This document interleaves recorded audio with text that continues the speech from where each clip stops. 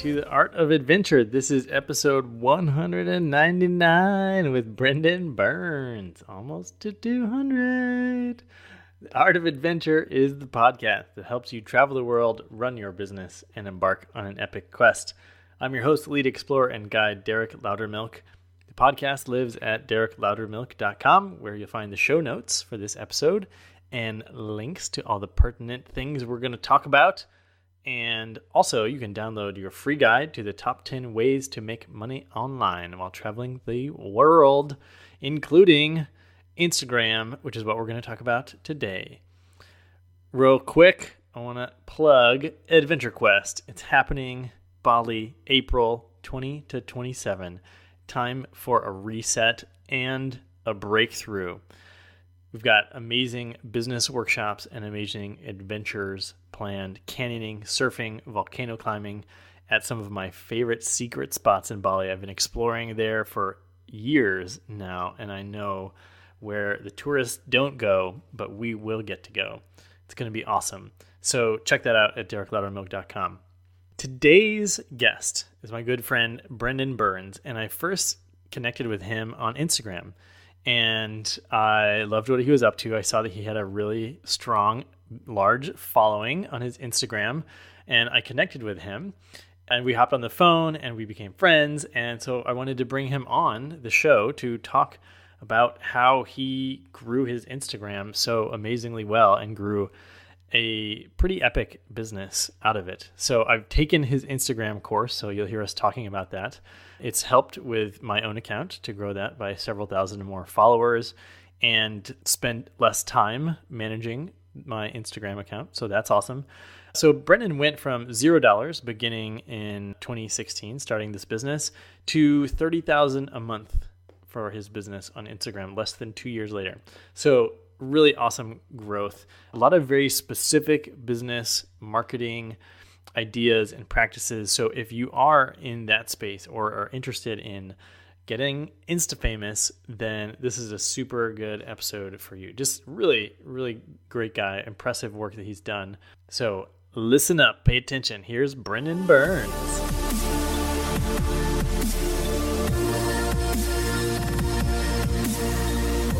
Welcome back to The Art of Adventure, and I'm here today with my good friend, Brendan Burns. Brendan, welcome to the show. Hey, Derek. Thanks for having me.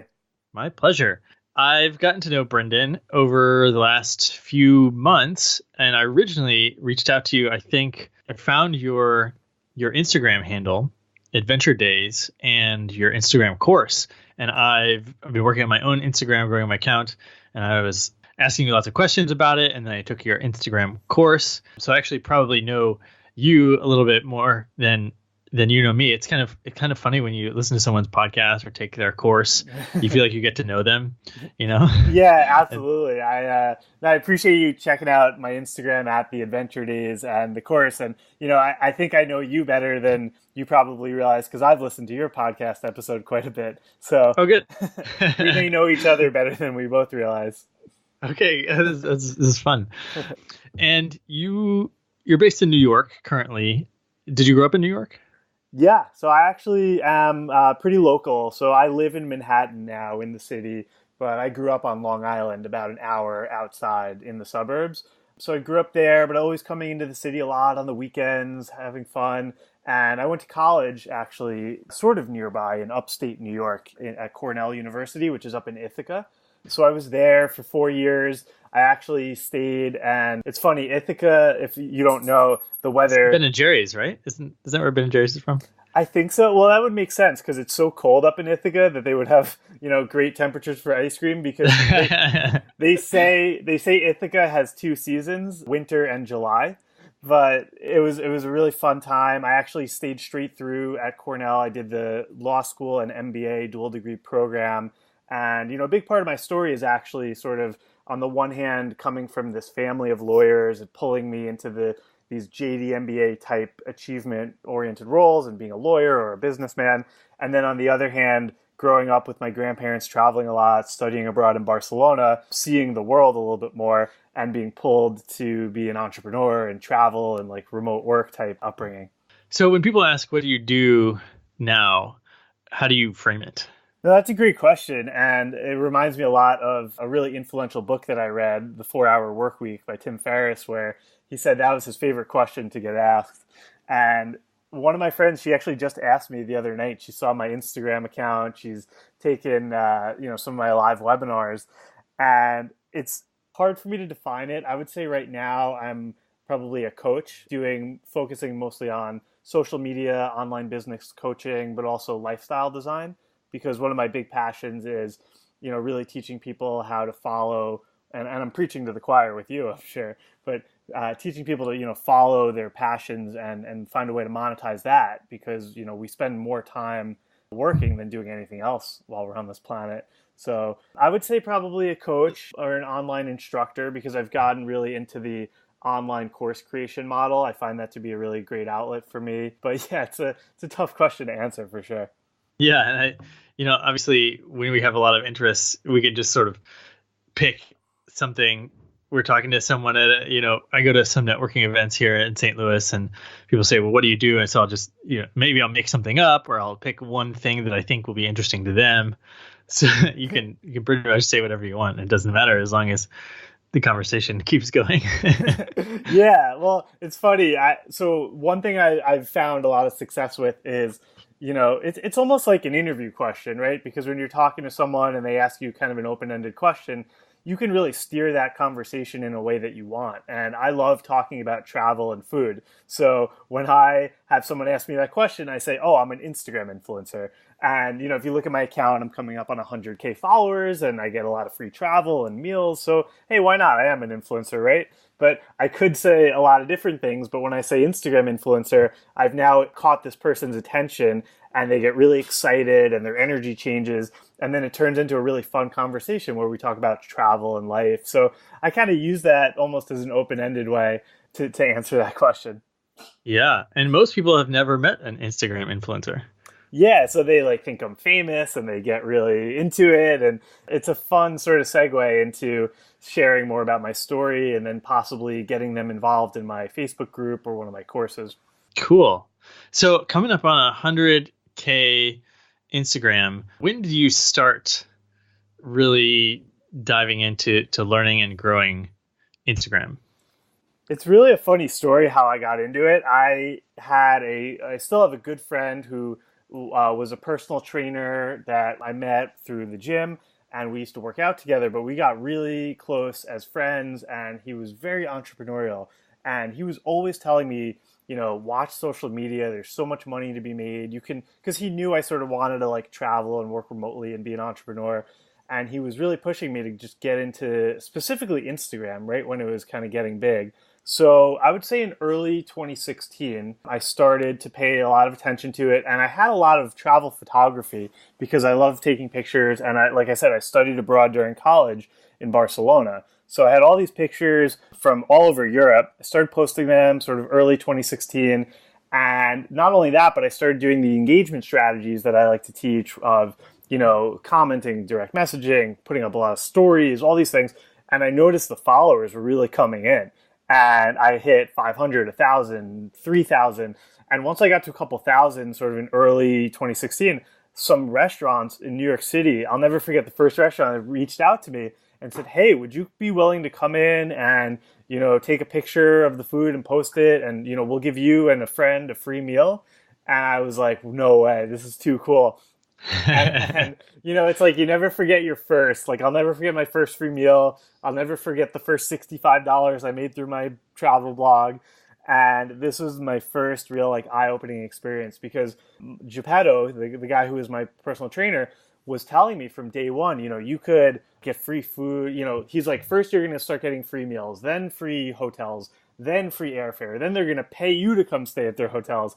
And I never once believed it. And now I'm at a point where, I just had a hotel in Santiago, Chile, email me this morning that they want to, put me up in their 5-star hotel. And I've gone on trips to, the Tennessee Travel Bureau had me hanging out with the mayor and we were kayaking in the Tennessee River, everything paid for. So it's really pretty incredible how it's evolved. But to answer your question, I got started in early 2016 and we're now in late 2017 and I've been able to, cross the 25K, 50K and hopefully by the end of the year pass through 100K. And 100K followers, yeah. Yeah. So under 2 years, nearing on 100K, and so there's many questions, but what I think, you're talking about commenting on other people's posts and creating engagement. Does the same strategy work for initial growth, like getting to 1,000 or 3,000, as it takes to get to 100,000? Yeah, no, that's a really good question, because I tell people getting your first 5,000 is harder than getting to 50,000. And that's because once you start getting big, you get a lot of organic. It's almost like people forget, and I teach this a lot in my course, that Instagram is a search engine as much as it is a social media platform. So people will Google something, and if because you post more on Instagram than you would on a blog or you would on a website. So you have a lot of opportunity to really write those captions out, put your name in there, and it's almost like free SEO. And what happens is people will find you through Google, or they'll just find you through the Explore page or through hashtags or past posts. And now Instagram really runs on autopilot for me. In the beginning, you want to take a much more active, hands-on approach. So basically, the biggest thing that you want to do in the beginning with Instagram that you don't have to do later is you want to be posting a lot. So I tell people the golden rule of 5, you want 5 posts a week minimum. The most engaged days are Tuesday through Thursday. So if you can do like a Monday through Friday, 1 good post a day, and now with stories, have a story up, even 1 story per day, just saying, hey, come check out my new post. That's really important. So in the beginning, you want to be doing that. But just in general with Instagram, I like to teach people that your Instagram, like getting someone to follow you is like trying to get someone to come into your store and buy something from you. Now, the nice thing is it's free, because all you have to do is click a follow button. But what you have to do is think about, how do you get someone into your store so they're even in the potential to buy it from you, meaning follow you. And to do that, that's where engagement comes in really handy. Because if you just let's just say you have the best Instagram pictures ever. If you're not engaging with people or finding out a way to get people into your quote unquote store, how are they going to follow you? And that's where liking, commenting, following, DMing, responding to stories, all those things become really important. And again, you don't want to spam it. You want to do it in a healthy, organic way. And you want to make sure that, for example, if you're a travel Instagram account, you want to be going after other travel Instagram accounts, and you're going to have much higher conversion rates. But what you do is, when you do that type of engagement in a healthy, organic way, what you're then doing is you're sending notifications to people's phones saying, hey, at the Adventure Days, just liked and commented and asked you a question and sent you a message. That's like giving someone a free flyer to come check out your store. Then they're like, oh, who's this guy at the Adventure Days? He's all over my account. And they come check you out. And then that's where you got to have a really good bio and, a nice clean feed and have a good story up. And that's like, now they're in your store, and then you're trying to figure out how do you get them to, quote unquote, buy from you. So what did that look like in terms of effort on your part? Were you spending hours a day commenting on other people's Instagram posts in order to get their attention? Yeah, it's funny. The girl I was dating at the time was not happy with me because I was giving way more attention to my phone than to her. And it was just I became so enthralled by this whole system because I saw that, the more eyeballs I had, the more followers I had, this became with the potential to then build an email list and a following. And this was like my way to escape from, I used to work on Wall Street, and now I could potentially, have my dream life. So I became obsessed, and I was spending hours doing this, and because I was getting thousands of new followers so quickly.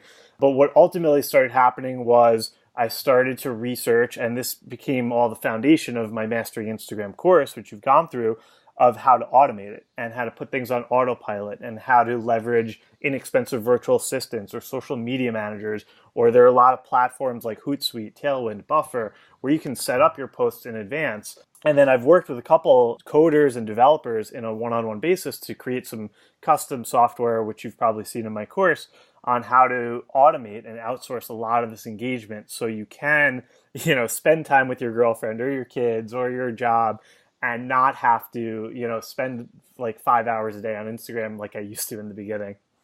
Yeah. And so how much of it was your MBA training that sort of led you to think about automating or outsourcing, setting up systems like this? It's funny that you asked that, because when I was in Cappadocia, Turkey in January 2016, like right as this was just getting started, I was with two of my friends, and one of them commented on how savvy I looked like I was being with Instagram. I had like 5 different apps on my phone. One was unfollowing the people that weren't following me. One was commenting. One was scraping the direct message inbox. And they made a comment about how I've taken, because after I did the law degree and the MBA, I worked as a corporate lawyer, and then I worked in banking, and then I worked at a hedge fund. For all of that was a total of 4 years before now doing this full time, starting the beginning of this year. But they made a comment about how I'm like taking my investment banking skills and work ethic and all that and applying it to this new line of work. And I think that's a really important point, because a lot of people out there, and this includes myself, I think a lot about, oh man, Derek, like, what if I started this 10 years ago and I had an email list and a podcast, and, instead of starting 1 or 2 years ago? But I have to really give a lot of credit to my success to the skills that I've learned from working in finance, and not only the skills that I've learned in that business framework, but also the savings and the cash that I've been able to accrue to now apply to things like Facebook ads and consultants and virtual assistants. Because, Gary Vee, he's, a big social media guy out there, Gary Vaynerchuk, he likes to say that cash is oxygen.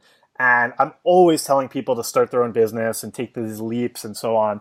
But you also have to be realistic and say that, hey, if I have a viable business model, but I live in New York City, so my expenses are probably at least $5,000-6,000 a month, you can't just like take that plunge. And then if you don't start seeing revenue in the first couple months, you can panic. And now you got to go back to a day job. Or, I had a friend who had to go back and start driving Ubers. Not the end of the world, but that was a huge disruption. Because another thing that I found with my business is that patience is really important. Like this new course that I'm working on, Mastering Life, which is going to be all about personal development, I want it to be like the best personal development course out there. And I've already spent like tens, if not hundreds of hours putting the content together. And I know that, at least if I wait another month or even 3 months and just make it like amazing, it's going to be so much better received. There's going to be word of mouth sales happening. It's going to be great for my brand. But I also want to make money. And, so it's like that battle of money now versus wait for a greater product that will make me more money if I'm a little bit more patient. And if I have that savings, right? Like if I have money in the bank, then I can take a deep breath and say, you know what? I'm not on the streets if I have 2-3 years of money in the bank. Let me just make a killer product and take a little bit more time to let that develop. Now, you don't want to fall into that trap of perfectionism and you never launch it, because there's another great quote by Reid Hoffman, the founder of LinkedIn.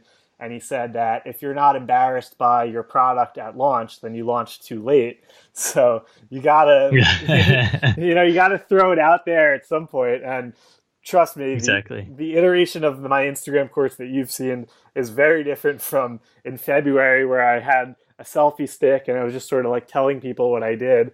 So, oh, wow. Yeah. So, it's come a long way, and, I'm still working out a lot of kinks and, like especially the legal side of the business and refunds and terms. And, you're also like, now that I have this course, it's like, okay, I have at least 100 new customers every month buying my course. So with that comes a lot of human emotion and psychology and handholding. And, a lot of it was something that I didn't expect, but it's a great opportunity to sort of hone in on my relationship management skills and leadership skills. So I'm sure whatever I'm talking about now is very different than what your initial question was, but hopefully it was there was some value in what I said.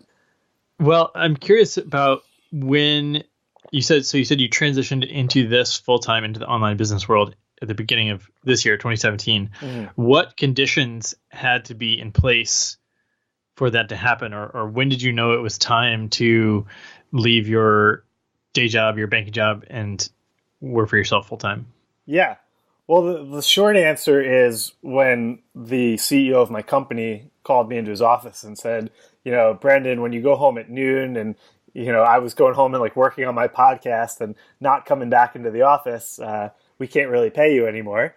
Because because I was just really, really excited about my business, and I would go home during lunch and lose track of time, which is probably a good sign that it was, time for me to take that next leap. But Yeah. I think realistically, I did the best I could to build as much of it out as reasonably and ethically possible while still, working for someone else. Because had I quit, sort of haphazardly and said, a big part of my story is there were some somewhat tragic events that happened. So first, when I was working in banking, the hours were like come in at 10 or 11 a.m. and stay till 3 a.m. And we actually had a guy who I sat next to. His name was DeWeet. And one night it was like 10 o'clock at night. And we sat on the 61st floor of this big skyscraper in Midtown Manhattan. And I was up on 64 in a secret conference room, just writing out my resume and trying to figure out how to get out of this job. And I got an email from one of our senior partners saying, Brendan, DeWeet, where are you guys? You better not have gone home. We have a long night ahead. And, come to the conference room right now. And this was at, again, like 10:30 at night. And I came downstairs and, took the elevator 61, and I get out. And I'm all upset and panicking because I know that I'm going to be there till 3 or 4 in the morning at least. And I walk onto the floor. It was a big open floor with a lot of cubes. And DeWeet was on the floor, lying on his stomach, coughing and wheezing uncontrollably. And just flashback to that morning. And I was sitting right next to the partner. And DeWeet came up to the partner and said, hey, I'm really feeling under the weather. I've been here till 5 a.m. every night. You think I could go to the doctor? And I don't feel well. And the partner looked at him, and I'll never forget this. And it was like one of those things because, they say that 93% of communication is nonverbal. So the 7% of the partner was speaking, saying like, if you want to go to the doctor, you can. But that 93% of the body language was like, don't you dare be a wimp and like go to the doctor, like tough it out. So Yeah.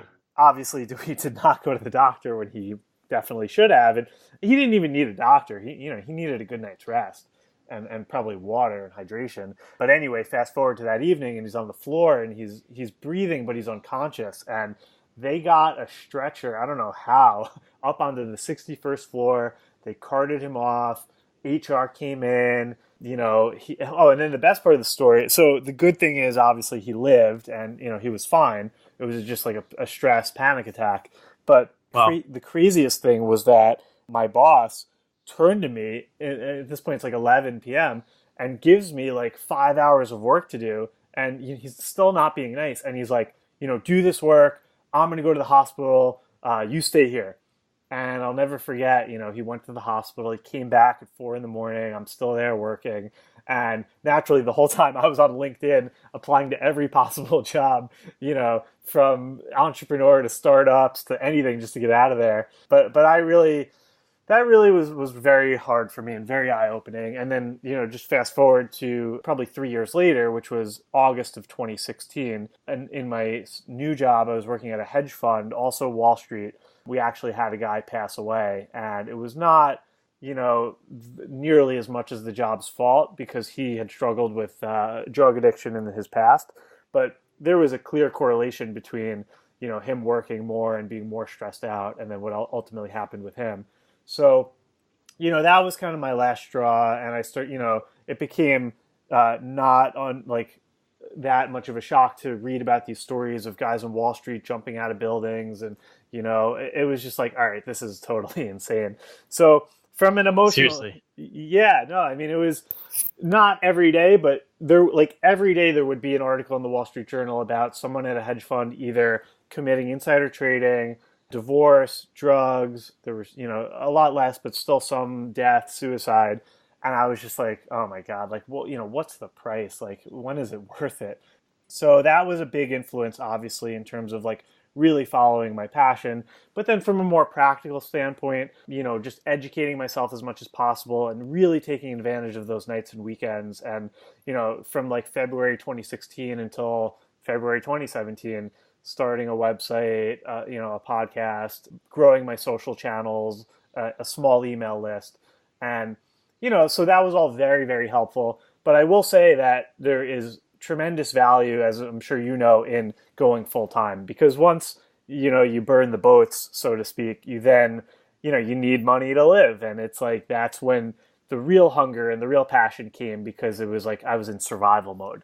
And Yeah. and then that was like sort of part two, which was this year of sort of pivoting from being a travel blogger, like getting some free meals on Instagram, to becoming like a full-fledged business. And what was your income like in February 2017 with what you had established at that point? Oh, this is very small. I mean, I was making, so February was my first month full time, and I was so excited that to have my freedom, and I booked a trip to Portugal and Morocco. That was my first trip since quitting my job, and I brought my laptop and I said I'll work remotely. And I got off the plane at Lisbon or Porto, I guess. I flew to Porto first, and some Japanese guy from New Zealand bought my Instagram course. Like, the funniest thing was, it was still in like free beta testing mode. Yet there were like two options. One was $197, and had the poor guy scrolled down more, he would have seen the free option for the same course. But he bought it, and I made my first sale. And I landed at the airport, and he wrote me an email thanking me how much he loved the course. And then later in that trip, I went to Morocco, and I was staying with this host family, and I had a couple affiliate sales. So I was probably in the $300 to $500 a month range. But that was very small and very different from where I am now. Are you willing to share sort of what range you're doing per month now? Yeah, absolutely. And before I just say like where I am now and like have a little bit of a sticker shock for people, I want to say that it's very exponential. And I know it's cliche, but I really like, income for me was like really, I had a lot of fear about it. And the initial goal that I set for 2017 was to cross $1,000 a month in revenue consistently. And I remember like being at $100 a month and never thinking I could get to 1,000. And then I got to 1,000, and I never thought, how could I get to 10,000? So like, before I say the numbers, which I think will motivate people, I just want to say that if you're in a position, you're listening to this right now, and you feel plateaued or stuck, like, just keep pushing through it, because I really had no idea how I was going to do it. It was just blind faith and working hard and modeling successful people. But I mean, it really was a plateau, because for most of this year, I was sort of in the $1,000 to $3,000 a month range. And, last month, October, I actually did about $30,000 in revenue. Woo! Congratulations. Thank you. Nice. And so, it was crazy. And it's still sort of, I'm in shock about what happened. But it really was very much, it wasn't that like I made that $30,000 in October. That was just like output for all the work that I did throughout this year. And, yes. It was having an Instagram course. It was making it really good. It was increasing the price. It was building out a robust sales funnel using Facebook ads and ClickFunnels and things like that. And then, once you switch it on, then it starts to work. And obviously that's been very exciting and encouraging. And, hopefully there's a lot more of that to come. And is that largely from directing people, from people purchasing your Instagram course? Is that your biggest selling product, where most of your money comes from? Yeah, definitely. So right now, that's my key driver of revenues, is my online course. And the funny thing is, I sold 98 courses last month, which, it sounds like a lot, but it's actually not that many people when you think about how many millions of people are out there who could benefit from, your whatever your offering, Derek, is, or whoever's listening to this is. You don't need to have everyone in the world buy your product. And that's just like Kevin Kelly, the founder of Wired Magazine. I love he went on Tim Ferriss's podcast for like a 3-part saga. And if you haven't listened to that, I would highly recommend it, because one of the things he talks about is the 1,000-person rule, which is that, everyone wants to have an email list with 10 bajillion people on it and like 50 million Instagram followers. But Kevin says that if you have 1,000 dedicated, loyal, raving fans who love what you do, and you sell them $100 coaching session or course or product or whatever once a year, that's $100,000 a year in revenue. and Yeah, and it's good income. it's 1,000 people. It's not that many, and but anyway, yeah. To answer your question, the other thing that I really recommend, which is I've gotten into a little bit, this is more of just like a business tip, is upselling, cross-selling, and downselling. And one of the things that I think has worked really well for me so far has been when I promote because what I do is I do a lot of free trainings, and I love to just do like a 1 hour Instagram training or a 1 hour personal growth seminar online in a webinar format, and it's 100% for free. But what I do is once you register, I'll send you to a page where you can buy like my premium workbook, which will be like a 30 or 40 page, really high value workbook that you can download, keep forever. And I charge $7 for that. And the funny thing is, I had no idea, but I make so much money off of those things that it has been offsetting, 10 to 20% of my advertising expenses. And I made, over $1,000 or $2,000 a month just selling these workbooks. So it's a nice little side cash thing. But the much more powerful part of this as a tool is that it's psychology and trust building. Because if someone comes to my webinar, because at the end of my webinar, I say, hey, if you like this, here's the link to buy my course if you want like the full package. And what you're doing is you're presenting a cold sales offer to someone. And the conversion rate on that is usually 2 to 3%. But if someone has already purchased something from you, and that can be a $7 workbook, a $1 soda, but they had a successful exchange where they gave you money and you gave them value and they're content with that exchange, they're now 7 to 10 times more likely to then buy something else from you. So what you're really doing is like planting this seed with that workbook sale so that when they come to the webinar, they've bought something from you. And now they went from 2% to 15%, which is now sort of like where my conversion rates are for my webinars in terms of selling my course at the end. And you've created this like really accelerated trust that sometimes it takes years of brand building to do. And you can sort of life hack that down into a week. Wow. Yeah, that's super cool. And it sounds like they're, I guess that's the principle of consistency or something that, if they like you and they bought from you, then they're the type of person that will continue to buy from you. So it makes the decision easier for them to say yes.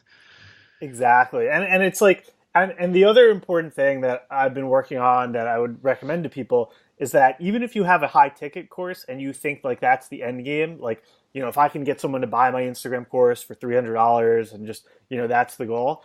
The real goal isn't even that. Yes, that's a goal, but the bigger goal is to get them to go through the course and to love it and to get active in your online community, because what you want to do is then sell them more, like my new course. I have so many people who have taken my Instagram course who are waiting for me to launch my personal development course. And that's like, an example would be Tony Robbins, who he's really gotten me into personal growth and self-improvement and all this stuff, which is, what I'm very passionate about. Is I happily paid, I think $800 to go to one of his events in California, and I loved it, and it changed my life. And now I'm going to his next one in Fiji in the spring, and I paid a lot more money to do that. So it's all about creating this community of repeat buyers, but more importantly, repeat fans, where you give them a lot of value and they benefit, and then you just sort of welcome them into this community. And then it's a lot less selling and it's a lot more just, delivering value and meeting people's needs. Yeah, I always remind people to think about the lifetime value of a customer. And yeah, so nurturing relationships and having them, have brand loyalty because they just love what you're up to could potentially be worth, hundreds of thousands from a single customer. Over the lifetime of your relationship. So yeah, I love that. Yeah. Are you using paid Facebook ads to get people to your free webinars? Yes, I am. Facebook ads are kind of like a necessary evil in my opinion. I think they can be very effective, but they can also lack transparency in terms of effectiveness. And I've had experiences where they've turned off some of my ads, or it's something that's been very effective for me. And I think that Facebook ads are a very powerful tool. They were a very key contributor in me achieving my revenue numbers last month and for my business going forward. But a big part of what I plan to do over the next 6 months is diversify how I promote these webinars and how I get people into my community, because you don't always want to live and die by one, online business or website or property. So I am expanding to AdSense and YouTube ads and Instagram ads and possibly even LinkedIn, or maybe some SEO where I pay people to build that up for me. But yes, Facebook ads have been very helpful, and I have gotten very into them actually, because if you can use them properly and you figure out how to maximize your experience with them, they can be really rewarding.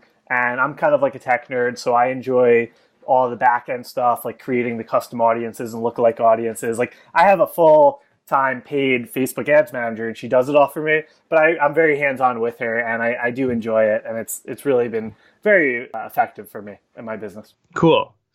Yeah, that's good to know. Is it possible to make a similar income if you don't have your own course like you do, or product? Could you do it all on affiliates, assuming you had the ads and the funnels and all that stuff worked out? Absolutely. So a great example of that is Russell Brunson, he's a great mentor of mine. I really, really love not only his business, which is called ClickFunnels, but also his just general mentality and approach to life and sales. If you are looking for a really powerful affiliate program, and I'm a member, I don't really actively promote ClickFunnels because I have my own product, but a great place to get started if you're looking to build up an income is go to the ClickFunnels affiliate program, because not only do they have a very high payout, because the product is about $100 a month, and I think they pay 40% commissions, but it's recurring revenue, which is something that I missed the boat on in the beginning, because when I first got into affiliate sales in my business, I was promoting, products through Amazon or teaching people how to set up their own travel blogs, and those were all one-time sales. If you find either like SaaS platforms or email lists, or your ClickFunnels, I think is the best example, and you go through their affiliate program, they actually have a great free Facebook group. I think it's called like ClickFunnels Avengers or something. Again, I love the spirit and the community of these people, but you see a lot of people in there. Once you get like 100 people on board, you're making $5,000 a month passively, 200 people, 10 grand a month. And all you have to do is really give out free trials for ClickFunnels and then see who sticks. And they have I haven't even gone through it yet. This is just word of mouth from trusted consultants of mine. It's called like ClickFunnels Affiliate Bootcamp, which is totally free. And they train you it's like a free online course on how to make money online. So that's been on my to-do list for a while. But if you go through that, and then they also like offer you a free car. If you, once you cross 100 affiliates, they'll like pay your lease payment. They got all these incentives. So if you don't want to do your own product, I don't think you need to. I think it's much more important that you find just something profitable, ideally recurring, and most importantly, that it's like a good product, because you want to be able to have, if you're running those ads, if you're doing the webinars, if you're making sales, if it's not your product, you got to make sure that whatever you're presenting to other people is something of high value. And, I use ClickFunnels in my business. It's been a tremendous, pairing up ClickFunnels with Facebook ads was really the game changer for opening up my funnels for my course sales. So it's a product that I love and I'm, eager to recommend to people. So, but I think the natural progression is inevitably, if you get more into this world, start with affiliate products. That's sort of like a way to see, oh, hey, I can actually make money online. This is cool. But, if you're hungry and driven and you have something to offer to people, why not offer your own service of some kind? Because it can be more rewarding, and it can definitely be higher margin because you keep the 100% of that revenue. Yeah. Cool. Okay, good. That's good to know. So there's options for people who are just starting. Yeah. I wanted to get your advice on my own use of Instagram. I'm at about the 10K mark, and I've used some of the things in your course, like starting to direct message people and pointing people to freebie about online business in the link in the Instagram bio. Mm-hmm. But I'm curious, what would be the sort of the best use for Instagram, given that I have products like high-end private coaching, retreats, and then this free podcast, what should I be thinking about using, the current following that I have and for my own business activities? Yeah, no, that's a great question. First of all, I want to say congratulations on your Instagram account. 10K is no joke, and hopefully I can take some credit for that from my course. But really, Yeah, man. really, that's really awesome seeing not only that, but your engagement. You have like 1,000 likes per post. That's really high for 10,000 followers. So congrats on that. Thanks. And then, in terms of that, there's a woman, her name is Rachel Peterson, and I actually like her a lot. She's mostly like a social media coach, and she's also a ClickFunnels affiliate and has some pretty good advice through her email list and Facebook group. And what she says is you want everything to lead into the same funnel. So whether it's your Instagram link in bio or your Facebook page or your podcast or your email list, you want everything directing to whatever is your most valuable product, your most customized, high-end, or whatever has been your most successful funnel. So for me, right now, all my links and every social property and everything right now, because I'm launching my new course, but with the Instagram one, I pretty much link everyone to my free weekly Instagram webinar. Because if you click on that, first of all, if you opt in, you're onto my email list. And that's great because I can then send you other cool stuff down the road, even if you don't come to the webinar. But if you do come to the webinar, then you get an hour of free social media training, which I think could benefit any person in any business. And then also they have the opportunity to then enroll in my course, which could create a new customer for me. So, I was actually talking to a woman recently who is in a similar position with you. So she's got her own online course, and then she also does coaching, which obviously is higher ticket. So I don't know if you want to set all your links to funnel people right into the private coaching, because are you then missing out? Are you funneling too many people into an area where they're not going to convert? Because that's like a higher ticket item that's not for everyone. So maybe, so I think what the plan that she had set up after going through my course was funnel everyone into some kind of freebie where you're then ultimately creating like a nurture and then sales sequence for her course.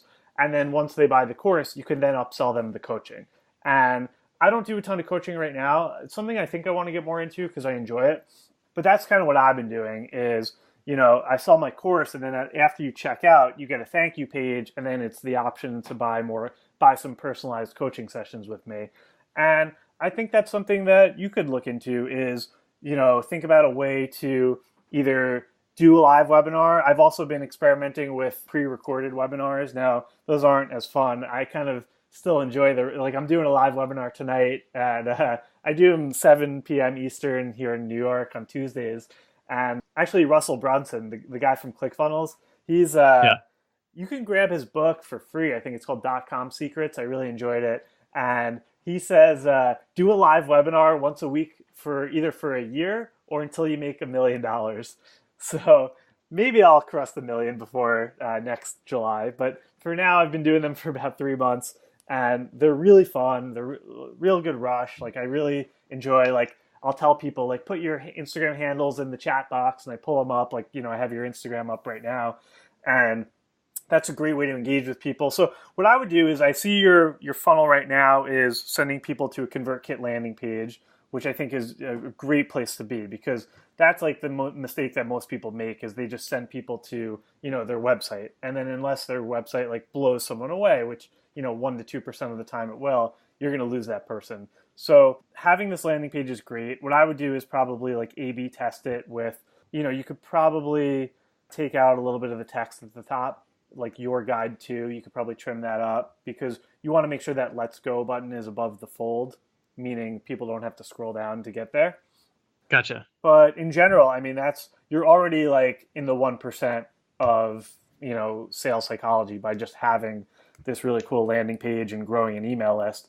But what you could do is check out ClickFunnels, which is what I use for the landing pages. And they're a lot more fun and dynamic, and they have automatic pop-ups, and they're pretty cool. But you want to just make sure that you're giving someone something of value. And I think I've read this post or, whenever I'm on your website or listening to your podcasts, I'm in love with what you have to say. So if you're... Thanks, man. Yeah, no, it's true. So if you're collecting these emails and it's going well, I would just keep doing that. But the next step would be, thinking about what's your product and then creating some kind of nurturing sequence. via email where you're giving them, maybe sending them an email a day for a couple days, just with all free goodies, like free videos, free podcasts, all this cool stuff. And then, day 4, 5, 6, you start introducing, some kind of paid, either a membership community or an online course or a coaching session, because that was really like step one for me. Was I just did like organic social media into these like ConvertKit landing pages with the email sequences, and that got me to like making a couple $1,000 a month because I had my course and I would sell maybe 5 a month. It's $1,000. And then once I got through that hurdle, the next step was then, send, basically you create that funnel, which you've built through your link in bio on Instagram. And then once that's like a really robust, high converting funnel, then you basically just send paid traffic to that same link. Yeah. And then you capture a known percentage of that paid ad traffic. Exactly. Because, Instagram's great and you're going to get a lot of people clicking on that link in bio. But if you want to like really just take it to the next level, you figure out, all right, how do I run ads where people click on the same link? And if it costs me, $5 per person and I can monetize them at $10 per person and I can scale this up to, $20,000 a month, now you're really doing well. Yeah, I think that's something that people don't really realize, is that once you get that system in place, is that if you're trading $5 for $10, you can keep doing that trade, and you're putting more and more money in, but like as long as it's working, like you just keep putting money in and you'll get more out. Exactly. And I think that's like the ultimate thing that people are sometimes afraid of doing, which is just there was one month, I think it was October when, or maybe the month before, I plowed like $15,000 into Facebook ads. Like I was just a total animal. I was like about to max out one of my credit cards, but it's like, if that 15,000 is going to give me 40,000 in sales, like, are you kidding me? Of course I'm going to do that. And the other thing that, again, Russell Brunson talks about, quoting him a lot today, and he's going to be very happy with me, is he says, well, because we're talking a lot about online business today, and he's really, one of my go-to guys for that. But he says, create what's called a break-even funnel. Because if you're going to invest ultimately, let's say $50,000 or $100,000 a month or a year into these paid ad traffic, you will lose scalability and ROI over time. Perhaps, there are a lot of ways around that. But let's just assume hypothetically that you take a really profitable ad set and you're making a bunch of money, and then you say, you know what, boom, like $50K a month. And let's say worst case scenario, you only get $50K a month back in revenues, so you're breaking even. But the golden little trick here is that, let's say it was $5 per lead, you just got another 10,000 people per month or over 100,000 people that year onto your email list for free. So even if you broke even on the funnel, on the ad spend, and didn't make profit, you now have a 100,000 person email list, which you theoretically could monetize at, if they say it's like $1 a sub per month, that's $1 million a year.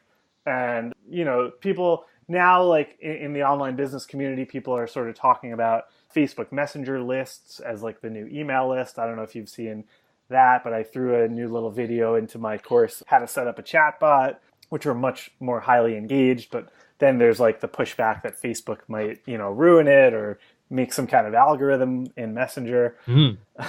Yeah, but anyway, the point is like it's an arms race. It really is, like, it's crazy. So I think for me, just considering all these moving pieces, what I try to do is just like come back to your brand, come back to offering tons of value. Because if you offer advice or service or even a physical good that's just amazing, like you may initially need to do some advertising for people to find you, but then they'll come back to you. And that's sort of the goal is, if you live and die by advertising and you need to always be showing this to people, maybe you should take a step back and think about improving your product. And then also, that's why I mentioned, I think earlier, about starting to look into membership communities or even just like one-on-one coaching, just additional ways to diversify my income and create a little bit more of a steady recurring revenue stream. So I don't have to rely on like, yeah, I killed it last month with sales of my course, but now I'm back at zero for November, and the pressure's back on to now deliver another 100 sales. Yeah, Cool. This is fascinating. Is this let's go back to February. Is it what you expected this year to look like growing your business? I mean, honestly, it's been so much different, and it's all been good, but this year has been really interesting for me. And I think, to sort of tie it into the personal development work that I've done, I went to a Tony Robbins live event for the first time in November 2016, about 2 weeks before I quit my day job. And when I was there, we talked about the four sort of principal human needs of certainty, uncertainty, significance, and love. And most of us are primarily driven in our day-to-day lives by two of those four, but most of us are living in the wrong two. So that may sound confusing, but just to explain it. So I was living in what's called certainty, meaning all my motivating actions, everything I was doing, waking up, getting out of bed, going to my job, I was clinging on to an excessive need for certainty and like knowing things are exactly as they are and feeling secure. Meaning I stayed in this day job and I fit in and I played by the rules and all the stuff that I was supposed to do. And then my other primary driving human need was significance. I had not done enough personal growth work or therapy on myself at that point to feel good enough. I had low self-esteem. I was insecure. I had a lot of anxiety. So to cope with that, again, in an unhealthy way, I was really focused on significance, which is the need of feeling important, feeling special, feeling powerful, getting everyone to like me. Which also, so by living in certainty and especially significance, I'm going to stay on Wall Street. I'm going to make all this money. Everyone's going to think I'm so cool. So obviously not like the right way to do it. And then when I got to Tony Robbins, what he taught me was he was like, what are your true ones? And I was like, well, I love traveling. I love crazy adventures. I love learning languages, all the uncertainty. And then I also crave, and I think we all crave, human connection and love and all that stuff. So I basically turned my entire life upside down, literally ending a relationship, ending the finance job, moving, still within New York, but moving out of my old building. And my life, if you think about February 2017 till today, my life is primarily driven now by uncertainty and love and connection as my two primary human needs. And while that's amazing because, now it's like today my job is to look up flights to Chile and Paraguay and, and this weekend I'm planning, my new girlfriend. It's the first relationship I've ever been in with like a healthy, secure woman. Because I did a lot of that work on that love connection side, and I got a dating coach, and I read some amazing books. I got to make a plug for this book called Attached, if you've never heard of it. It's a really good book that I just read on relationships. And so now, day to day, from February, it was an alarm clock would go off. I'd be a drone. I'd go into a finance job. I'd try to make money to get people to like me. And now it's like uncertainty and love and passion and all these crazy things. But, it has been a shock to my system. And I don't want the message to be, hey, everyone, like, look how much great work I've done on myself. And I have this online course and I'm crushing it. Because it's come with a lot of emotional challenges and a lot of stress and a lot of fear and doubt and anxiety. All, great opportunities for me to double down on personal growth. And I now work with like a men's group and a spiritual teacher, and I'm going on retreats and stuff.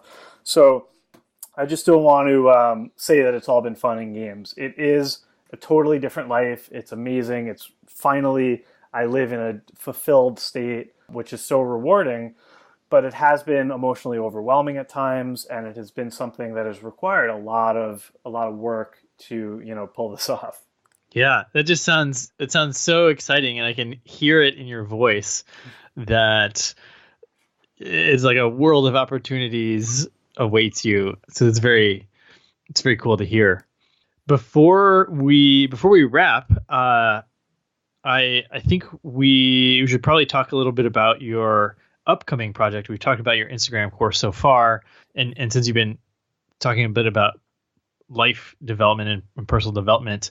You mentioned your Mastering Life was sort of your next project you're working on. Could you say a little bit more about that and sort of how that idea came from and how you're going about creating this new course? Yeah, absolutely. I really appreciate you asking about this. It's a new full suite online course that I'm developing, which is primarily focused on personal development and self-improvement, stemming out of my personal experience with doing this type of work on myself. So, back when I told that story about poor DeWitt from the investment bank, who thankfully made it out okay, right at that time of DeWitt, that same boss told me he was going to fire me, and a long-term relationship I was in was abruptly coming to an end. My brother was getting sick. He's fine now, thankfully. But a lot of these sort of life crises happening at once really was the initial impetus to dive into personally working on myself. And that started with books and therapy and coaches, and ultimately into, going to full-time events. And, I now have found some of my absolute favorite authors and speakers and so on. And, there's this great Steve Jobs video from the 80s or 90s where he's got long hair, and he talks about how, ask and you shall receive. And he talked about how when Steve Jobs was in high school, he called up Bill Packard of Hewlett and Packard, the printing company, back when it was just in Bill's garage. And he said, "Hey, I'm looking for a frequency adjuster part, and I'm in high school. My name is Steve. I'll pay you $10 for it." And Bill Packard just smiled and he said, "Come on down to the garage. I'll give it to you for free." And Steve went down and they hung out, and Steve wound up interning for him that summer, and that's what got him really passionate about technology and creating things. And it's we're all afraid to reach out to these big people because maybe they're famous or maybe they have best-selling books. But so many of these people don't get contacted as much as you think they would, because people are like, "Oh, they're never going to respond to me, so why would I even bother?" And that's what I like to do, is I like to reach out to these famous people, but not because they're famous, but more because they're talented and I think they could help me. So 2 nationally best-selling authors of really powerful personal growth books, Beverly Engel and George Collins, their books really resonated with me. And as a result, I emailed both of them, and they both said they'd be happy to talk to me. And I've worked one-on-one with both of them for the past 3-4 years. And I've accumulated... Oh, wow. Yeah, I've accumulated hundreds of hours. I have an informal PhD in psychology at this point. And the reason that I'm so passionate about this stuff, and every day I see a new $1,000 or $2,000 course on how to make money online. And the reason I'm staying firm and I'm going to teach a course on this happiness type stuff is because I'm passionate about it and because it's worked for me. And when I spend time with my friends and they come to me with, relationship, job, whatever type of problems, I have a lot of tools that are really helpful. And I'm no guru. I didn't invent any of this stuff, but it's knowledge that, I'm sure you've come across with your journey, but most people probably have not. Things like, Eckhart Tolle's The Power of Now and mindfulness and meditation. And, the good news is it is starting to become a little bit more mainstream, especially with millennials. But I think there's a long way to go in terms of bringing these practices to the foreground. And that's what my course is about. It's going to start with goal setting, clarifying your vision, mastering your emotions, your mind, your thoughts, gratitude, relationships. And then there's going to be a full section on mastering your finances and a full section on online business, because I want people to come out of this feeling financially empowered as well. But I think the biggest thing that I've learned from Jack Canfield, for example, he wrote Chicken Soup for the Soul, is if you go to see any of his ads, it says double your income, and you click on it and you start watching a video and he starts telling you to drink spinach juice and to do 20 push-ups a day. And you realize that, and if you go back and you read Dale Carnegie or Napoleon Hill or Jim Rohn, all these great, motivational coach type people, you'll realize that so much of success when it comes to money, when it comes to, all these achievements, the people who are most successful have this as a foundation. They have good physical wellness and health, and then they have a really good mental spot that they're in. And that enables them to have space to then go out and do these great things. So if you listen to interviews of like John Wooden, the famous UCLA basketball coach, if you listen to Richard Branson, you'll see that these guys are so happy and centered. And some of them maybe were just naturally had great upbringings, but I think we all struggle in some way. And a lot of this can be taught and learned. So it's not like you're born with it and you're doomed based on your childhood or your past. So there's a lot there. And I know I'm sort of like bouncing around a lot. And that's like, I need to clarify this and get it into like one course that's easily digestible. But I think the content is pretty powerful, and I would love to share it with a big audience. Yeah, I'm excited to see what that looks like, and also how you market it, and what the sort of, if because there's going to be so many things in there. How what are you going to say? Like the one thing this course is about? Yeah, like the Jack Canfield. So yeah, it's very exciting. And do you have a sense of when that's coming out? Yeah, so I mean, the content's almost done. It's end of November now, so I'm contemplating doing like a soft beta launch, give it away to some people on my email list for free. Just, not a lot, like 10, 15 people, and just get some quick feedback on it. Definitely, at the latest in the spring, like, February, March.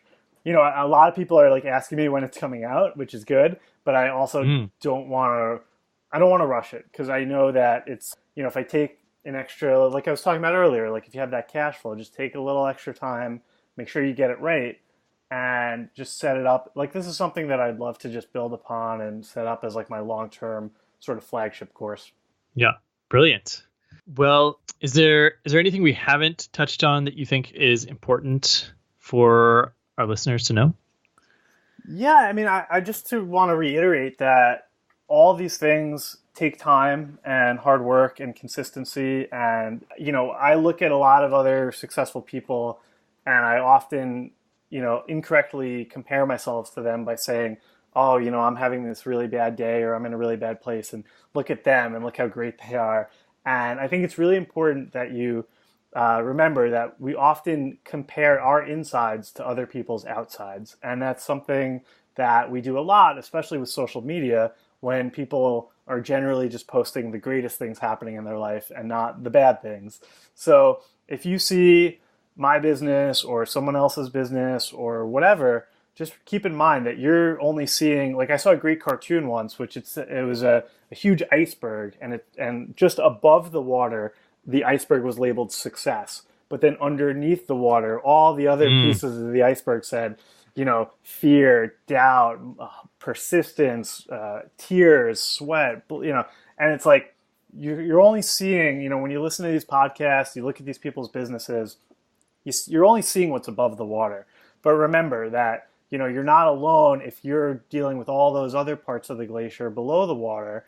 And, just because you're having that doesn't mean you can't get to where you want to be. So I would just, really reinforce, because when I see other people's income statements or, hear their stories, I think it's amazing what so many people have been able to do. But I don't want people to think it's fun and games, because then it could be a little delusional, where they just try to do something without realizing what's required. Or more importantly, they're already on a great path and they get a little discouraged. It's important to just be persistent and consistent. I really like to watch I don't know if you're a football guy, but the New England Patriots are a big American football dynasty. And I'll just watch documentaries of like the guys practicing and running up hills, because, when the Patriots win their 5th Super Bowl and everyone's in the middle of the field celebrating and, blah, blah, blah, like, that's you're seeing that tip of the iceberg. You're seeing the good stuff, but nobody sees all the stuff that goes on behind the scenes. So keep that in mind. Brilliant. Yeah, that's such an important thing to share, and I really like the way that you phrase that, comparing our insides to other people's outsides. Mm-hmm. Yes. Well, Brendan, it's been really fun having you on the show. I got, at one point, I got totally lost in our conversation. I forgot we were even podcasting for a second. So that's a good sign. Go ahead. The last thing I'll have you share is where people can find you online. Yeah, absolutely. If you want to check out my website, it's brendanhburns.com. If you want to find me on Instagram, it's at The Adventure Daze, DAZE. And that's where you can learn more about my courses, my travels, and what I'm up to. Brilliant. Thanks so much for coming on the show. Yeah, thanks so much for having me, Derek.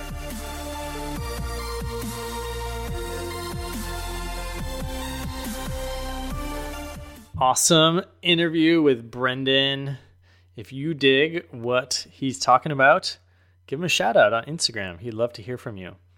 And if you are inspired to become Instafamous as well and grow your business with Instagram, I'll have an affiliate link for his course, his Instagram course, in the show notes. Please buy the course through our link, and that financially supports the show so we can keep it on the air or on the internet, I guess. And Brendan and I are talking about doing an Adventure Quest trip in Morocco in October. This would be specifically for Instagrammers. Morocco is a really Instagrammable friendly place. So we're going to have it there, and we are going to train you on the exact Instagram and business techniques that you need to go from zero to making a living with Instagram. It's so much fun, and the trip is going to be awesome too. Thanks so much for listening today, guys. Now it's your turn to go out there and be adventurous.